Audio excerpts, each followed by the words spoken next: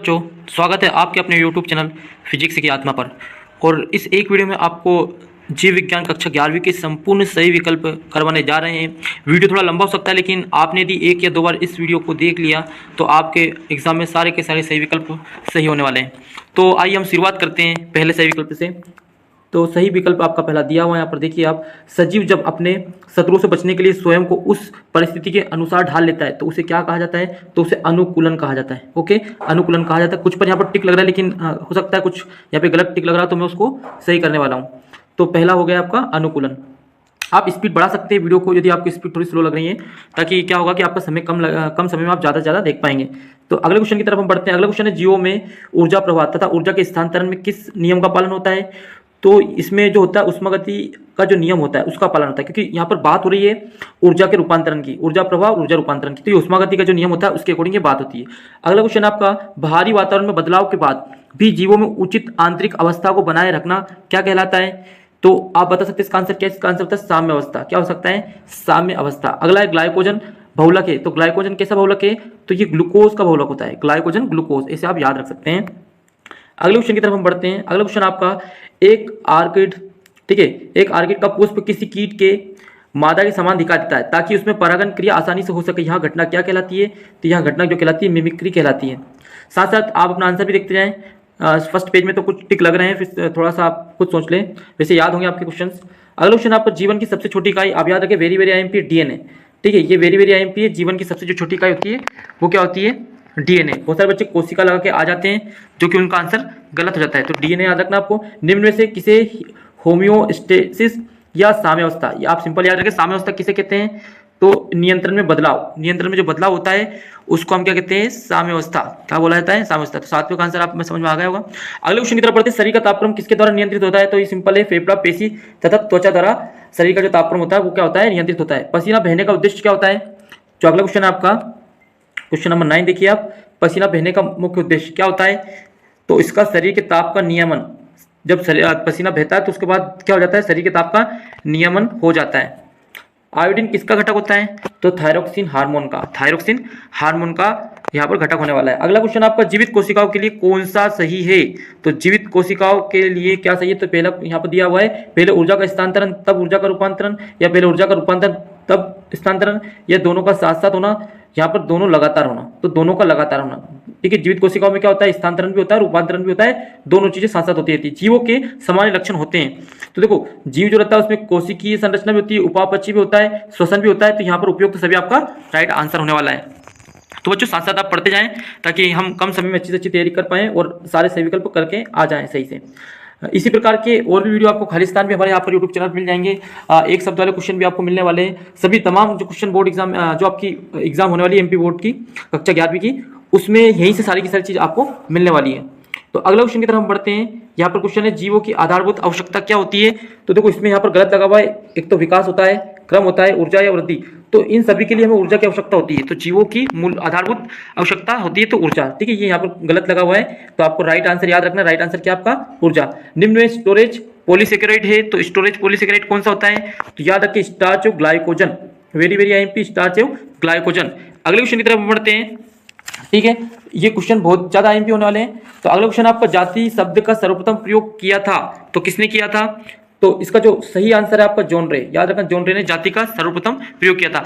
बच्चों आप ये ना सोचे कि केवल ये सही विकल्प का ये कितना लंबा वीडियो हम देखेंगे तो इससे समय बहुत बर्बाद हो जाएगा। आप ये सोचिए कि इन सही विकल्प से आप एक शब्द खालिस्तान, बहुत सारे क्वेश्चन यहाँ से बन जाएंगे आपके, इसलिए इनको ही आपने सही से देख लिया तो सारी चीजें आपके कवर यहीं से हो जाएगी।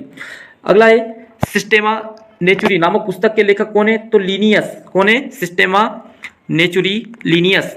ओके, याद रखना आपको। अगला क्वेश्चन है, स्पीसीज, ठीक है, स्पीसीज प्लांटेरम के लेखक, तो इसके जो लेखक है वो कौन है? तो जो थर्ड का आंसर होने वाला है वो है आपका लीनियस। तो याद रखना, एक तो स्पीसीज प्लांटेरम और एक सिस्टेमा नेचुरी, इन दोनों के एक ही लेखक है पुस्तक के, यह है लीनियस। अगला क्वेश्चन है आपका, 5 जगत वर्गीकरण किस वैज्ञानिक ने दिया? तो 5 जगत वर्गीकरण किस वैज्ञानिक ने दिया? तो यहाँ पर किसने दिया था? व्हिटकर ने दिया था। अगला है, विषाणुओं को रवों के रूप में किस वैज्ञानिकों ने प्राप्त किया? तो आप बता सकते हैं पांचों का आंसर। तो सिंपल सा है, यहाँ पर क्या आएगा? स्टेनले। ओके, विषाणुओं का आनुवांशिक पदार्थ क्या होता है? तो विषाणु के अंदर याद रखना डीएनए आरएनए दोनों ही पाए जाते हैं। अनुवांशिक पदार्थ है, इनका अनुवांशिकता जो चलती है विषाणु का वो डीएनए आरएनए। ये बहुत ज़्यादा एमपी है, इसको याद रखना, आपको भूलना नहीं है। अगला जीव वर्गीकरण की मूल इकाई। तो जीव वर्गीकरण की जो मूल इकाई है वो यहाँ पर जाति होती है, जाति के आधार पर हम बांटते हैं। ठीक है, ये वर्ग इसमें गलत लगा हुआ है तो आप राइट आंसर याद रखें, इसमें क्या आएगा, जाति। अगला क्वेश्चन आपका, जीव वर्गीकरण जो होता है उसका सर्वोच्च संवर्ग क्या है? तो यहाँ पर राइट आंसर संघ। क्या होता है यहाँ पर? संघ। क्वेश्चन नंबर 9 है आपके लिए, होमोसेपियंस। तो होमोसेपियंस का संबंध डायरेक्ट मनुष्य से होता है। ये जो वैज्ञानिक नाम है ये भी पूछे सकते हैं, तो उनको भी आप ध्यान रखें। मादा घोड़े तथा नर गधे से उत्पन्न संकर, यानी इन दोनों को मिलाने से जो बनता है उसको हम क्या कहते हैं? खच्चर। ठीक है, खच्चर जो होता है इन दोनों का ही मिला जुला रूप है, घोड़े और गधे से। वर्गीकरण की मुख्य इकाई। तो वर्गीकरण की मुख्य इकाई देखो यहाँ पर भी आया है, वहां पर गलत है। ये वर्गीकरण की जो मुख्य इकाई होती है वो क्या होती है? जाति होती है। याद रखना क्या होती है? जाति। अगले क्वेश्चन की तरफ हम बढ़ते हैं। क्वेश्चन नंबर यहाँ पर 12 है।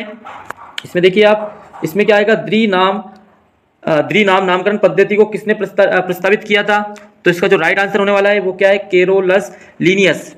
देखो केरोलस लीनियस या लीनियस याद रखना, लीनियस का हमने इससे पहले भी पढ़ा था, यहाँ पर लीनियस वापस आया है, तो इसका ये बहुत आईएमपी याद रखना। जेनेरा प्लांटेरम के लेखक। तो जेनेरा प्लांटेरम के लेखक कौन है? तो ये है आपका बेंथमेव हुकर। कौन है? बेंथमेव हुकर, ये आपको याद रखना है। फिर अगला, नग्न बीज किसमें पाए जाते हैं? तो किसमें पाए जाते हैं? तो सिंपल सा इसका जिम्नोस्पर्म में पाए जाते हैं। जिम्नोस्पर्म में ये नग्न बीज पाए जाते हैं, आपको याद रखना है। सबसे प्राचीनतम जीवित संवहनी पादप कौन है? तो फर्न। कौन है? फर्न। मैं थोड़ा स्लो पढ़ा रहा हूँ या स्पीड से, ये आप आपके हिसाब से देख लो, आपको जो स्पीड पसंद है वो आप आपके हिसाब से सेट कर सकते हैं। ओके, अगला है, प्लाज्मिड जीवाणु में होते हैं। तो प्लाज्मिड जीवाणु में क्या होते हैं? तो अतिरिक्त गुणसूत्र होते हैं। क्या होते हैं? अतिरिक्त गुणसूत्र, आपको याद रखना है। लीनियस द्वारा प्रतिपादित वर्गीकरण कृत्रिम था क्योंकि, तो उसमें याद रखना, उसमें पुष्पीय तथा अल्प आकारिकीय लक्षणों में समानता एवं विभिन्नताओं को विचार में लिया गया था। ये हमने आपको पढ़ाया था, तो ये आपको याद रखना है। आप हमारे यूट्यूब में प्लेलिस्ट पे जाके आप अलग अलग सब्जेक्ट की पढ़ाई भी स्टार्ट कर सकते हैं, जो कि आपको फ्री ऑफ कॉस्ट कराई जा रही है। तो प्लेलिस्ट में जाइए आप फिजिक्स की आत्मा की, और वहाँ पर आप अलग अलग इंग्लिश मीडियम, हिंदी मीडियम दोनों क्लास उपलब्ध है 9 to 12 की। अगला जो क्वेश्चन आपका, अगला क्वेश्चन आपका जाति वृत्तीय वर्गीकरण है। जाति वृत्तीय वर्गीकरण क्या है? तो विकास की दशाओं के अनुसार होता है। ये विकास की जो दशाएं होती है उसके अनुसार जाति वृत्तीय वर्गीकरण होता है। ओके, तो अगला क्वेश्चन आपका, वर्गीकरण विज्ञान के सर्वप्रथम महान वनस्पतिज्ञ कौन थे? तो कौन थे? तो राइट आंसर है लीनियस। देखो ये लीनियस आईएमपी कहीं ना कहीं पूछा जा सकता है, इसलिए लीनियस याद रखना। ये वर्गीकरण जब भी आता है, वर्गीकरण का संबंध लीनियस से याद रखना आप।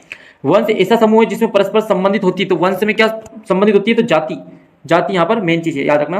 अगला है क्वेश्चन नंबर 21, कृत्रिम प्रणाली द्वारा वर्गीकरण का आधार। तो कृत्रिम प्रणाली द्वारा वर्गीकरण का आधार क्या? एक या दो या कुछ लक्षण हो सकते हैं।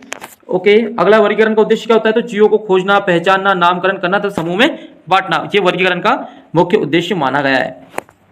अगला क्वेश्चन है आपके लिए, द्विनाम पद्धति का अभिप्राय किससे? प्राणियों के नाम को 2 शब्दों में लिखना, वे है प्रकार एवं जाति। याद रखना, द्विनाम पद्धति मतलब 2 चीज की बात हो रही है यहाँ पर। तो एक तो उनके प्रकार की बात होती है और एक उनके जाति की बात की जाती है। गोल जीवाणु है, तो गोल जीवाणु किसके? कोकाई के। ये याद रखना आपको, गोल जीवाणु किसके होते हैं? कोकाई।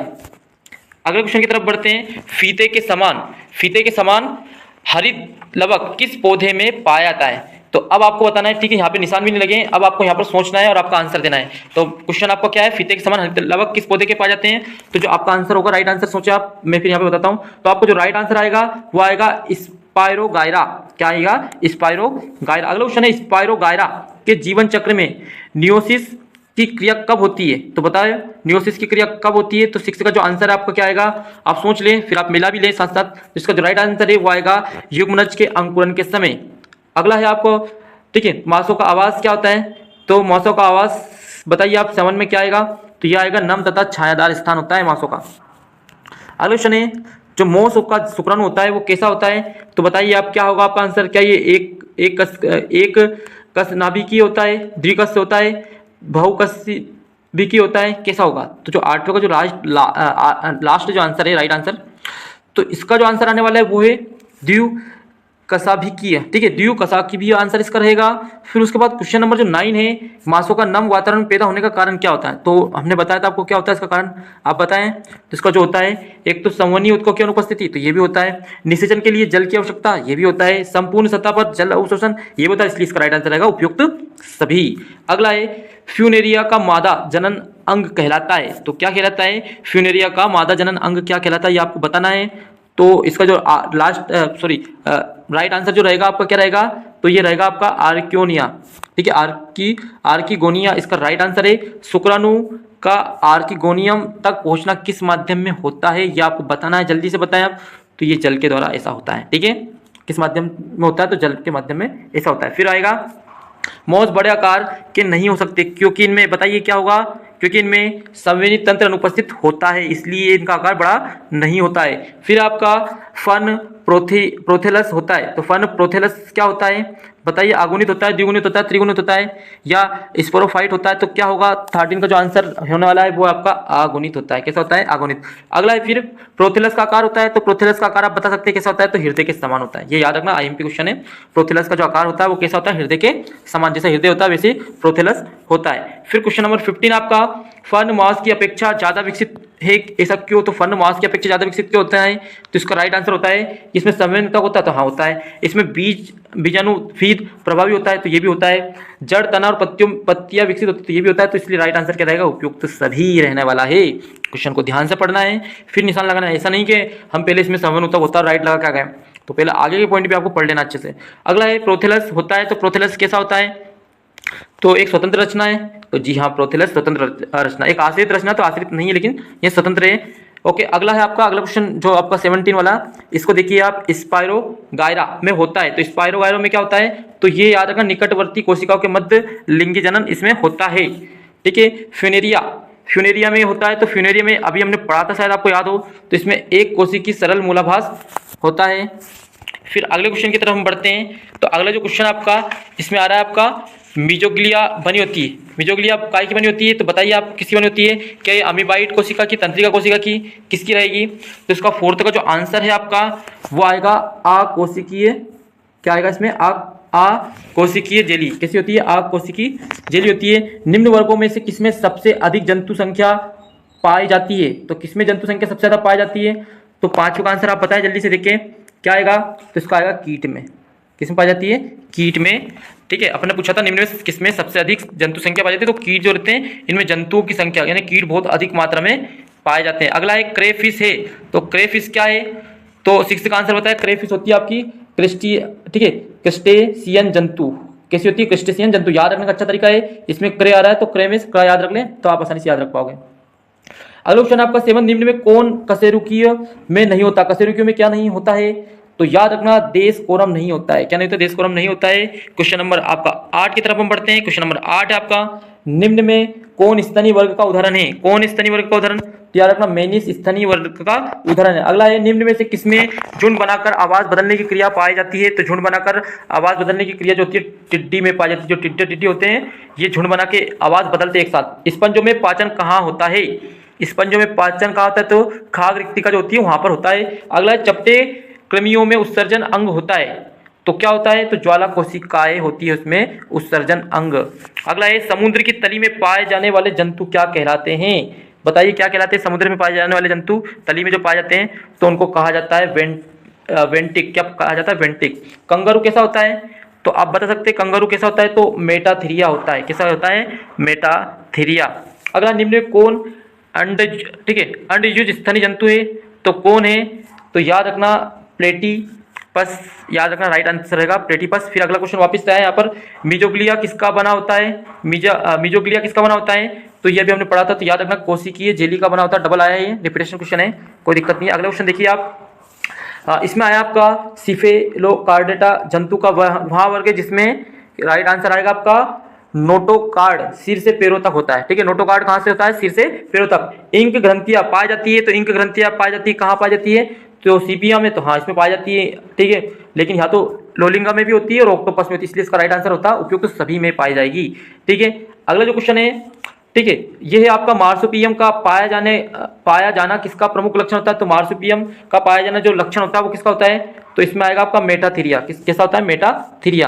अगला क्वेश्चन आपका क्वेश्चन नंबर 19 आपका, एविलियन हृदय होता है, तो एविलियन हृदय क्या होता है, तो इसका राइट आंसर है 4 कोष्ठों युक्त होता है। एविलियन मतलब 4 कोष्ठ, याद रखना है। स्टारफिश किस संघ का जंतु है, तो स्टारफिश आपने पढ़ा होगा, बताइए फटाफट, तो ये है इकाई नोट मेटा का। ओके, अगले क्वेश्चन की तरफ हम बढ़ते हैं। तो अगला क्वेश्चन आपका, किस पौधे में मूल ग्रंथियां पाई जाती है, तो बताइए किस पौधे में पाई जाती है मूल ग्रंथियां, ठीक है, इसको थोड़ा हम छोटा कर लेते हैं।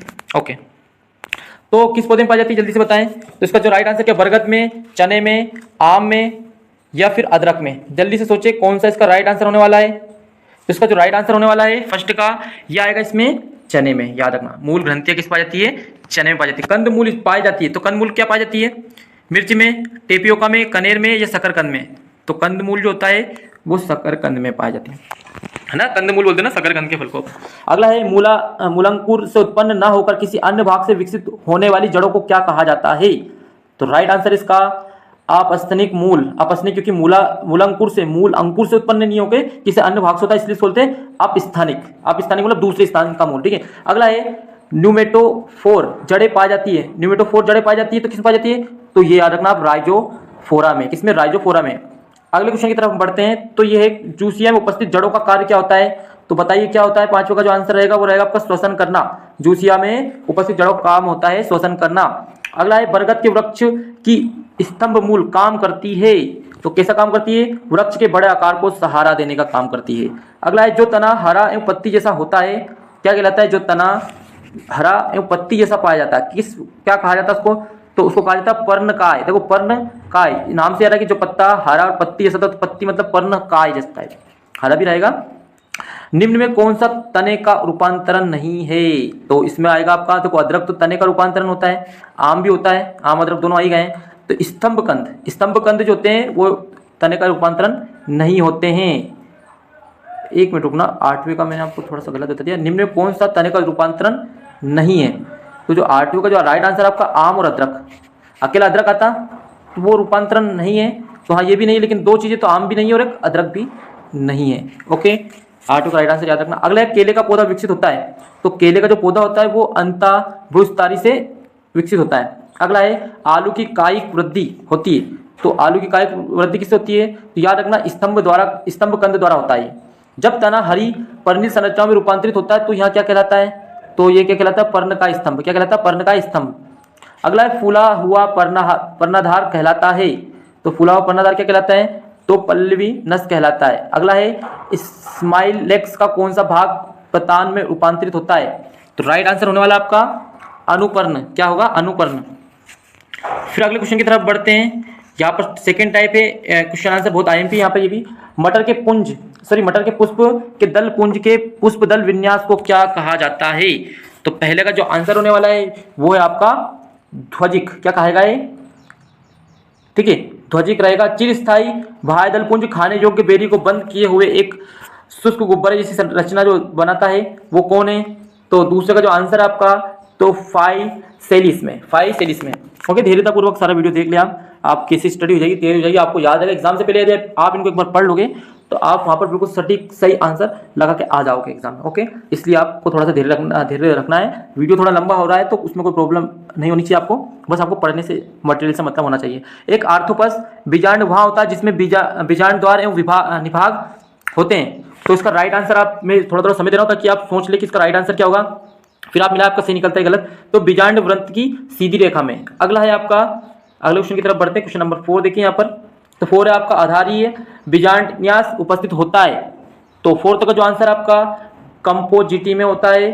फिर अगला परागन प्रदर्शित करते हैं। तो परागकण जो प्रदर्शित करते हैं तो कौन करते हैं, तो ये करते हैं नर युग्मोद्भिद को, ठीक है, इसको करते हैं। फूल गोभी का खाने योग्य भाग क्या होता है, तो ये तो आपको याद होना चाहिए। तो इसका केवल पुष्प जो खिलता है ना फूल, वही खाने योग्य भाग होता है। फिर अगला है आपका, ठीक है, झिहाकार दलपुंज जो कंपोजिटी कुल में भी मिलता है क्या कहलाता है। बताइए 7वें का आंसर, तो ये याद रखना स्टेप के आकार का।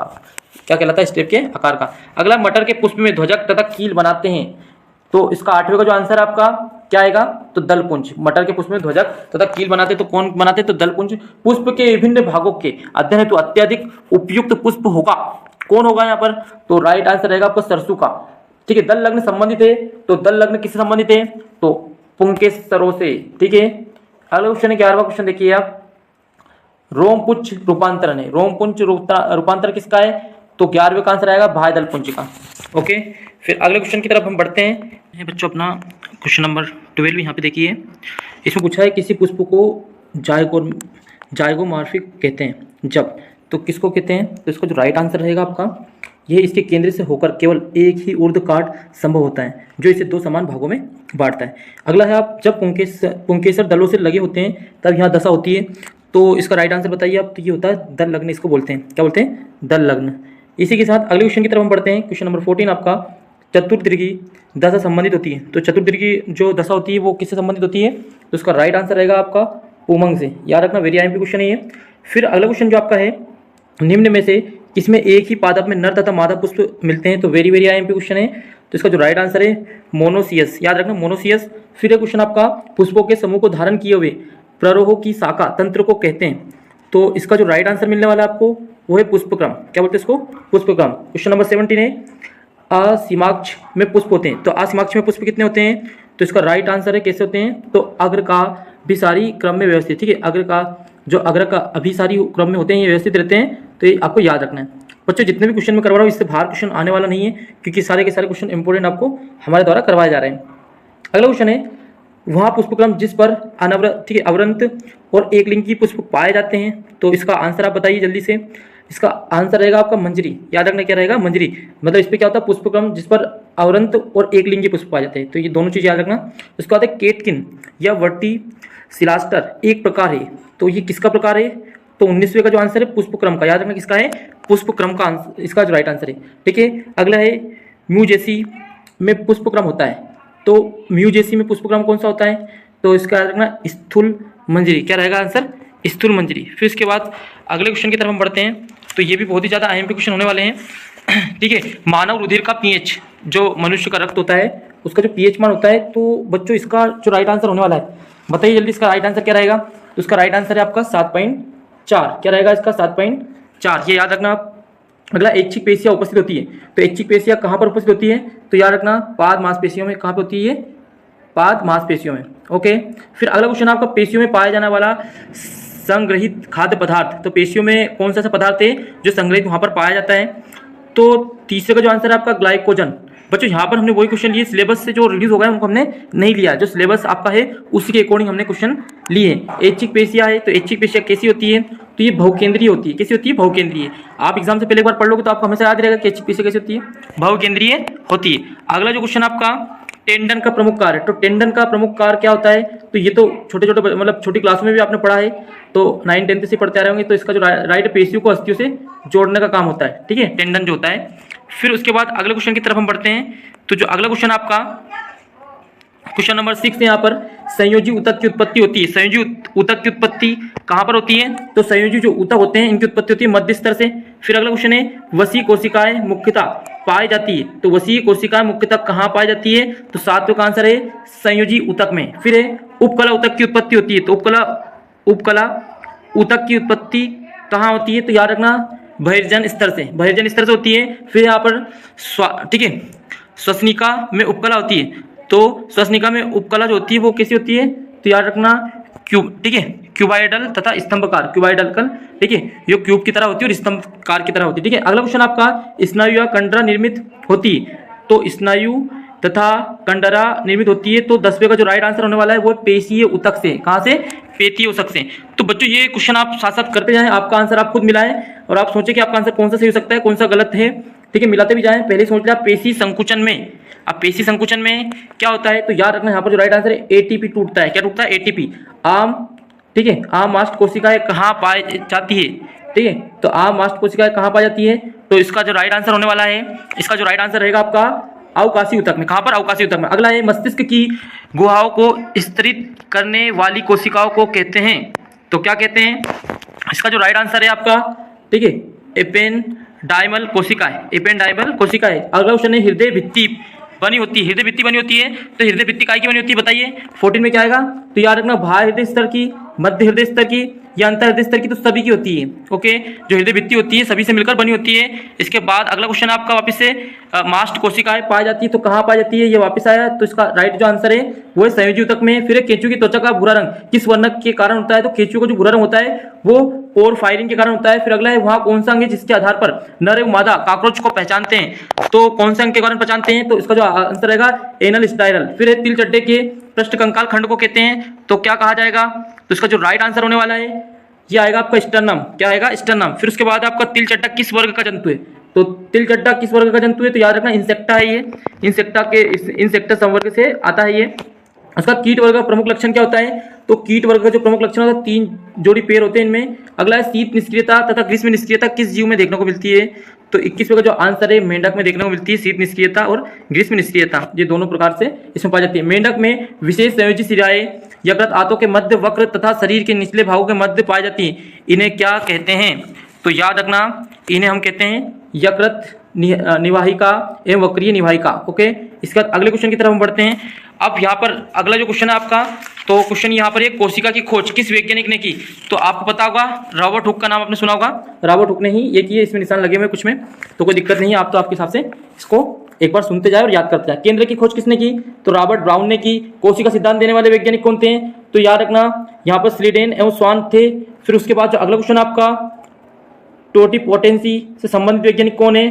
तो हेबरलैंड्स है। ठीक है, इसके बाद अगले क्वेश्चन की तरफ हम बढ़ते हैं। क्वेश्चन नंबर आपका 5 यहाँ पर, क्वेश्चन नंबर 5 पे कायिक कोशिकाओं से पूर्ण विकसित जीव बनने का गुण क्या कहलाता है? तो जो 5वां का आंसर आपका वो है टोटिपोटेंसी कहलाता है। फिर प्रोकैरियोटिक कोशिकाओं में अनुपस्थित होती है, तो प्रोकैरियोटिक में क्या अनुपस्थित होती है? तो केंद्र की भित्ति अनुपस्थित होती है, याद रखना। 7 है यहाँ पर प्रोकैरियोटिक कोशिकाओं का राइबोसोम होता है, तो कितना होता है? तो 70 यहाँ पर आंसर रहेगा आपका।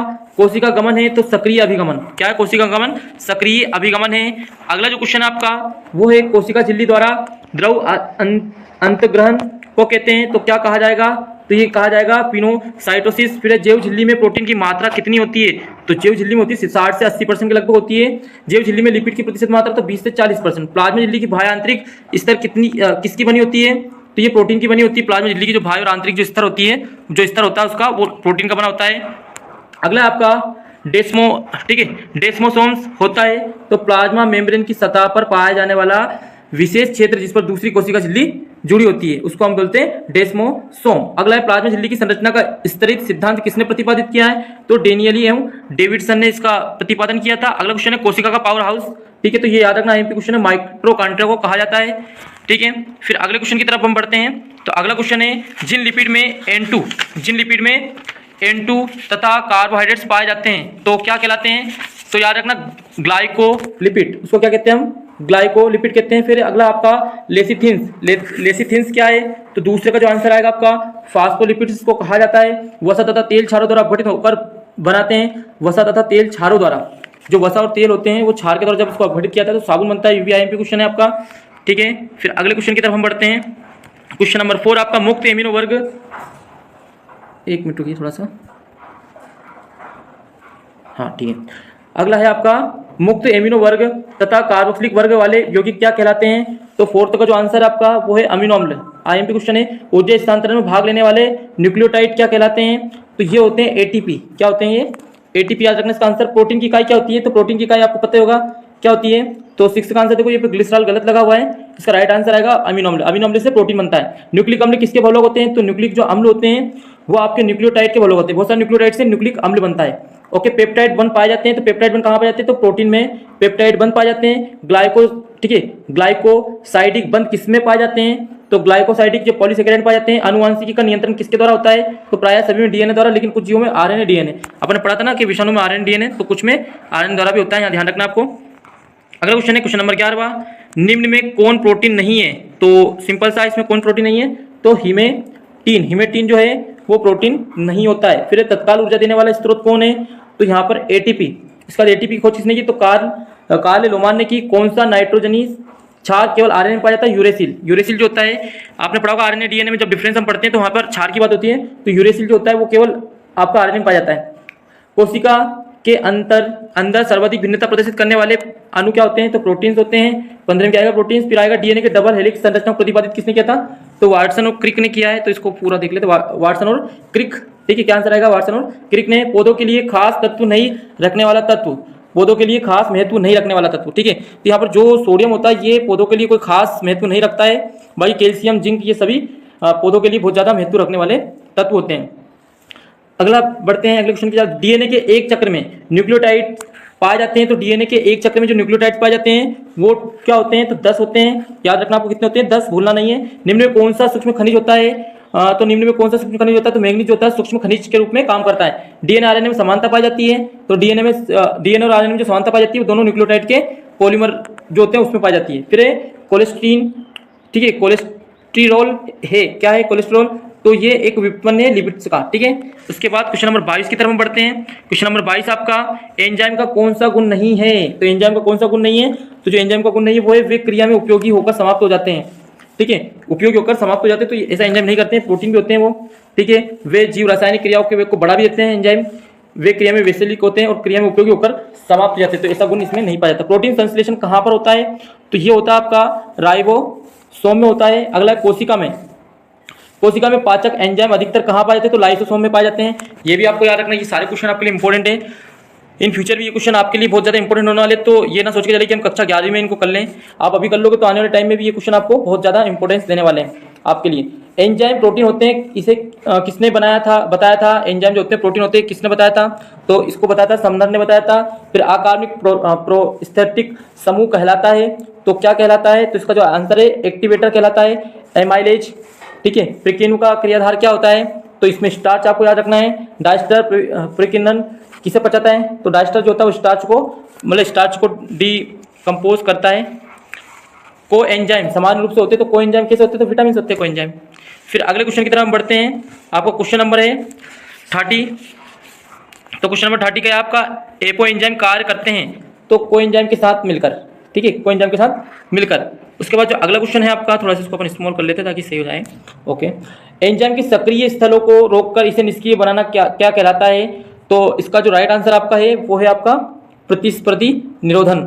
किस एंजाइम को सर्वप्रथम खेल के रूप में प्राप्त किया जाता है, तो यूरिएज को। निम्न में कौन सा प्रोटीन एंजाइमेटिक एवं संरचनात्मक दोनों स्वभाव का होता है, तो मायोसिन याद रखना है आपको, ठीक है। थोड़ा सा बोर हो गए होंगे क्योंकि थोड़ा सा वीडियो लंबा हुआ है, लेकिन कोई दिक्कत वाली बात नहीं, आप यहाँ तक आए इसका मतलब आप बहुत मेहनती स्टूडेंट है और आप सब्जेक्ट के प्रति थोड़ा सा रुचि रखते हैं, इसलिए आप यहाँ तक देख पा रहे होंगे अभी तक। ये तो बहुत सारे बच्चे बीच में से हट जाते हैं इनमें।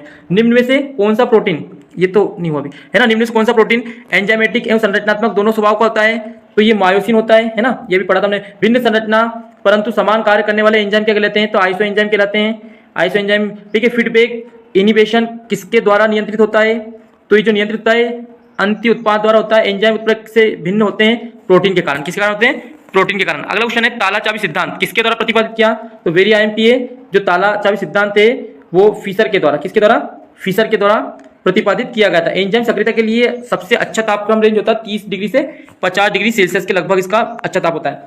रासायनिक रूप से प्रकीर्ण है, तो रासायनिक रूप से कौन है, प्रोटीन होता है। फिर अगले क्वेश्चन की तरफ बढ़ते हैं हम।